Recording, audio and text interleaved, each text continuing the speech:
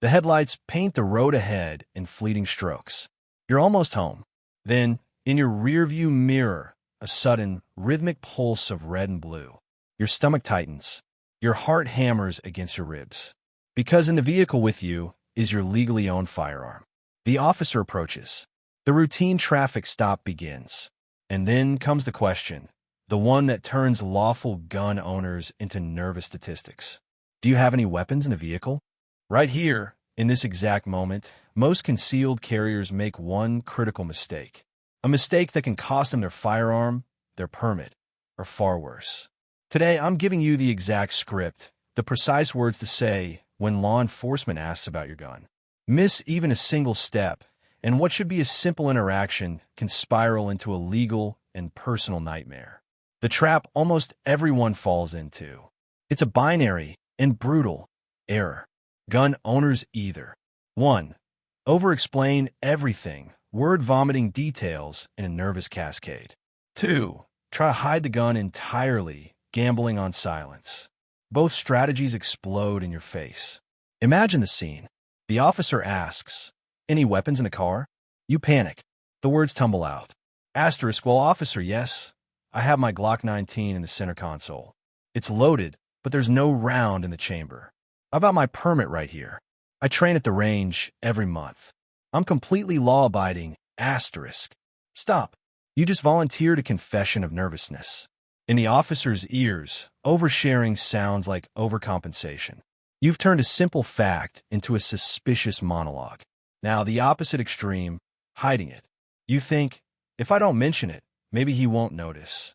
This is a catastrophic plan.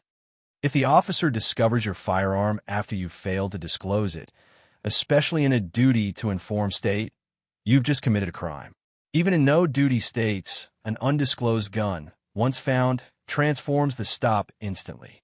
The officer's posture shifts from routine to high alert. You've gone from a driver to a potential threat. Both approaches paint you as suspicious when you've done nothing wrong. The law is a patchwork. Know your terrain. Duty-to-inform laws are a fractured map across America. Immediate disclosure states, e.g., Michigan, North Carolina, Louisiana. You must inform the officer you are armed the moment contact is made. In Michigan, failure is a civil infraction, first offense. Second offense, license suspended. In North Carolina, you must hand over your permit with your driver's license.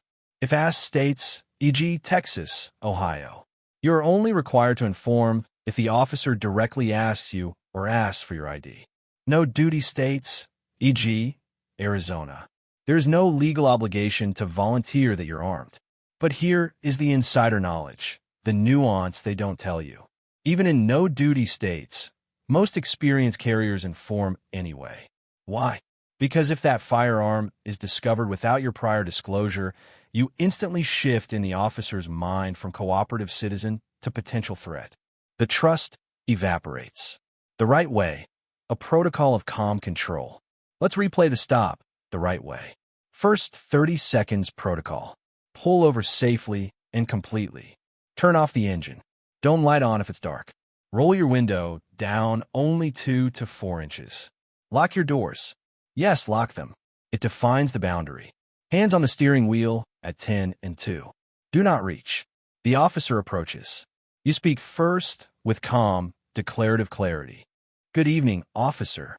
For your safety and mine, I need to inform you that I have a valid concealed carry permit and I am currently armed. My firearm is located, e.g., in the center console / on my right hip. My license and registration are location. How would you like me to proceed? Deconstruct why this works. Preemptive control.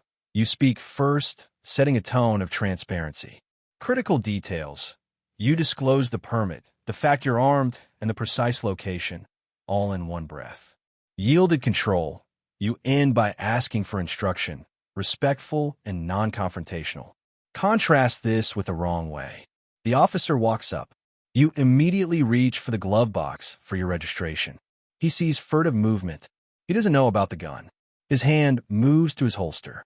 A lawful stop just entered a dangerous new phase.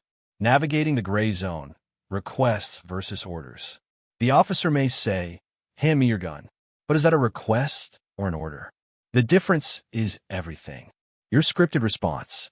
Officer, for clarity, are you asking me or ordering me to hand you my firearm? If he says asking, you may politely decline. Officer, for safety, I prefer to leave it secured. I will not be accessing it during this stop. If he says ordering, you comply under protest. Officer, I am complying under protest. I'm only handing you my firearm because you've ordered me to.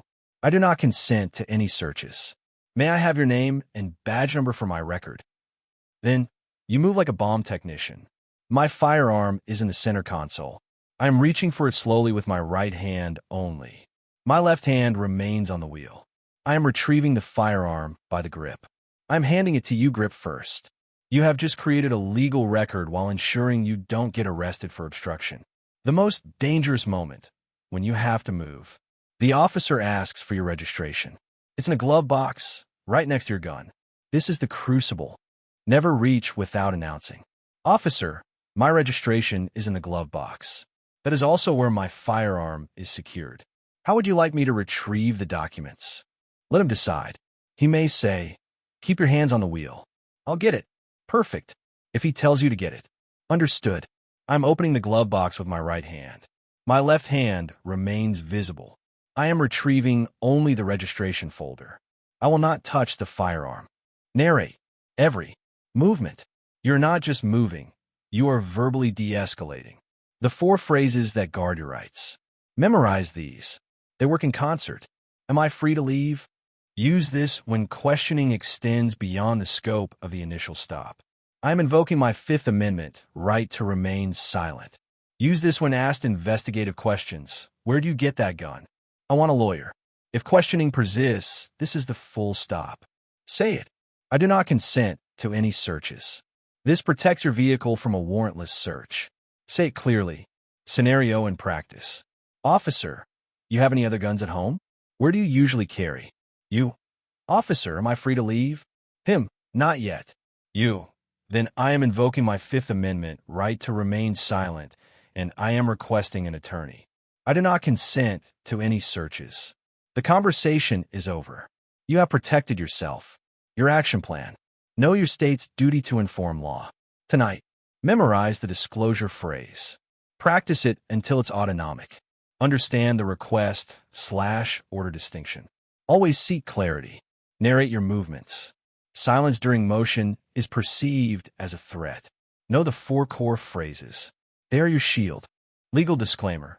This is educational information, not legal advice. Laws vary dramatically by jurisdiction. If you're facing charges or your property has been seized, consult a qualified attorney immediately.